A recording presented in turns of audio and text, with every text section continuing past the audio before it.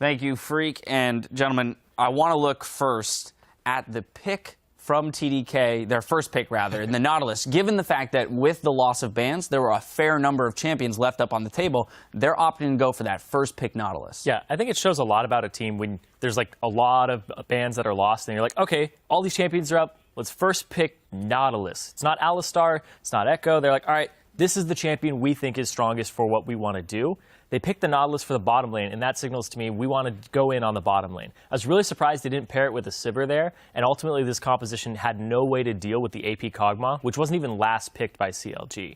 So TDK has a weird pick ban that's really different from any other team here, and I think it was kind of an oversight there that they got to the point. They did have a lead, but then they couldn't get to Pobelter at all during these games. So he really just played like the AP Kog'Maw power curve, and he's like, nobody can touch me now. They don't even have the tools from the draft phase to get to me. So he's basically safe, barring some mispositioning. And I thought that CLG played that portion well, and their champion select pretty well. Yeah, you do have to wonder how much of that is a product of the team just lunging at the champions that they're most comfortable with because they don't have, you know, the practice behind them with the numerous team compositions that you could create with these power picks. Yeah, and like Latman, I know he's a sub, but now we have enough information to pull from. He hasn't played a single Sivir game yet.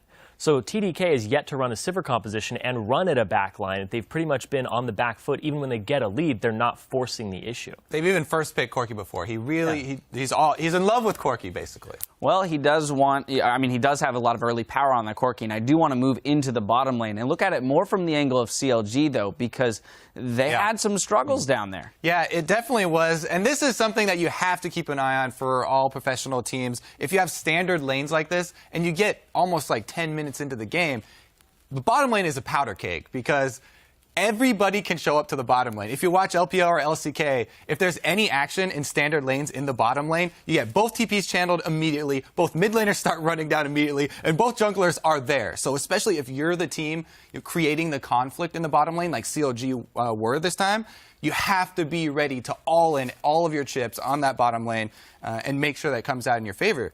Double lift and Afro move, they started off before Smithy gets there. He's on the way down the river.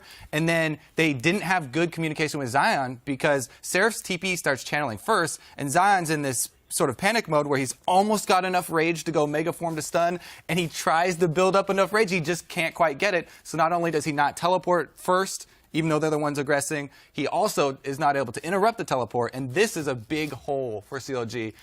Luckily for CLG, they go into damage control, they wait on their AP Kog'Maw, and they're fine playing the late game. But that was a big mistake for the early game. Now, interestingly enough, this is the first game this split that CLG has even sent their bottom lane to the bottom lane. Every single other game, no matter what side of the map they're on, they've gone to the top lane. So traditionally avoiding the standard lanes, and this time, opting into the standard lane and it not working out entirely well for them in the early game. Yeah, usually their formula is we lane swap, we get double lift in a lane with free farm. Even if they go on 2-on-2, it's like, oh, we can pull Afromu into a different lane very quickly and have him roam around and play to his strengths. And they weren't able to do that this game. Afromu didn't get out of the lane for a long, long while. And they even lost that bottom lane to Latman and Smoothie. So I think it's because they thought they had the better lane matchup in the bottom lane and they wanted to test their mettle. I know double lift, he doesn't have his pinky, whatever. It wasn't that. It was just the fact that there was so much action that went down there, like you said, that caused that advantage for TDK. Yeah, to be fair, sometimes when CLG send their duo lane top, they're calling a lane swap and they're getting a 2v2. But yeah, that's ridiculous. That's the first time they've actually gone down bottom. Yeah, actually physically been in the bottom lane. They've had the 2v2 matchup before. The next thing I want to jump to is the fact that this CLG squad looked a little off-kilter, a little lackluster in this game. With the idea that TDK is a sub-squad, you would have looked for a cleaner game from CLG. And I don't know if that bodes particularly well for them when you look ahead at their schedule, and next week they're playing both Liquid and TSM, two of, the top teams in the league that, are battling for those top positions. Yeah, definitely excited, especially for the rematch for TSM CLG because of that game that they dropped earlier. And while, all teams in the North American LCS are making mistakes like this, even in the games that they win. So everybody is kind of unsure where teams stand right now in the North American LCS, and even the players after victories are kind of like they're not as happy as we're used to seeing them.